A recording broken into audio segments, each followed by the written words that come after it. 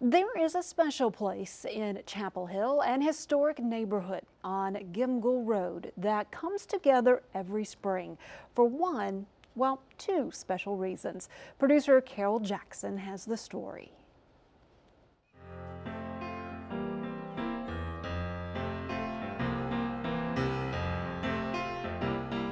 Every spring, 1,000 or so tulips provide a colorful frame for a tiny Sears and Roebuck house in Chapel Hill.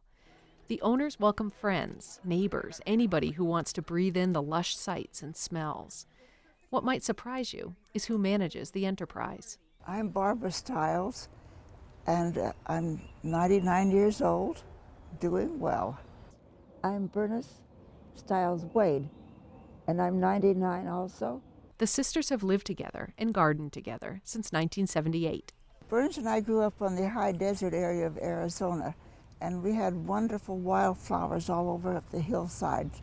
And we couldn't wait until they all bloomed, and I remember we went out, we had little dresses with the pinafores so we could hold up and put flowers in. We went all over those hills picking the flowers and went to one of our favorite teachers who brought her a bouquet, and she looked at us with such scorn and she said, "Oh no, now next year we won't have any wildflowers on the hillsides.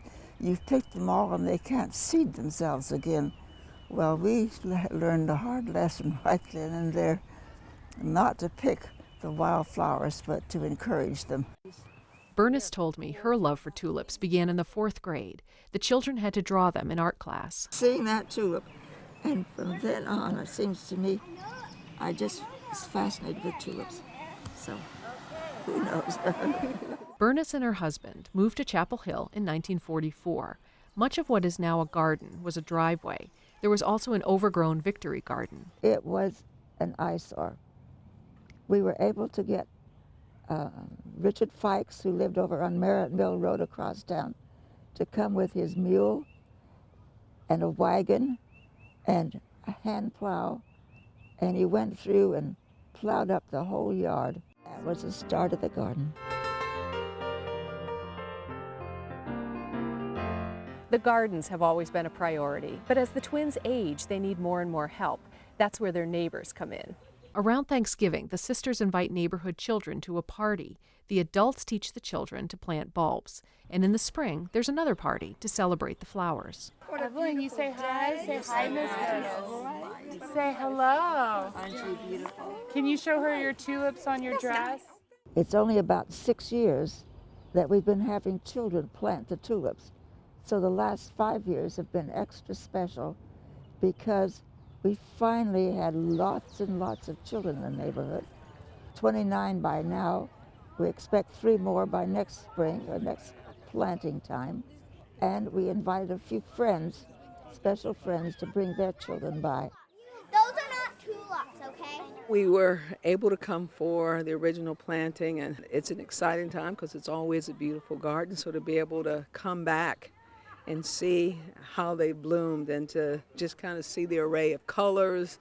And plus, you know, Bernice and Barbara are special that they have carried on this tradition. So it's just a special time to help them celebrate. And, you know, it's kind of like a celebration of life and coming into spring. Well, it is special because so many of them have never had a chance to be in a garden or plant. And the first time they put in a bulb, some of them didn't even want to touch the bulb. It was so ugly. And now they know that they plant, and they come almost a day after they've planted their bulb to see if it's come up. And now that they are up, they're here almost every day checking on them. Or several times a day. Or several times a day, right? My flowers are right here. What do you like about them? They're my favorite color, and they're tall.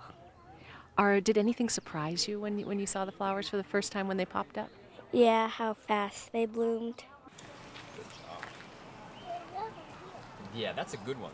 Eric Fish is one of the gardeners. He has his PhD and works at UNC Chapel Hill, but he spends 5 to 10 hours a week tending the garden. He often comes with his son. One of my favorite experiences with him was when we were seeding the lawn three years ago, and it was pouring rain outside, and I had him tucked in a little poncho, and we were throwing seeds, and he was having a great time doing that. So it's definitely a family effort here. Many of the neighbors echoed that sentiment, that the Sisters Garden is more than a garden. It's a community space. Why is it important for you to come here? Is there any particular reason why it's important for you?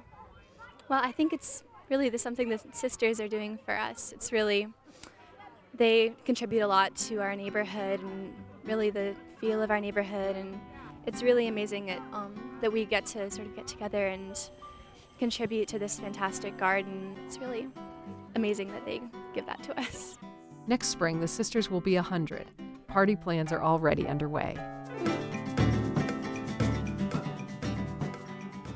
The Sisters Garden is even more colorful now. Rose pink and white azaleas have bloomed.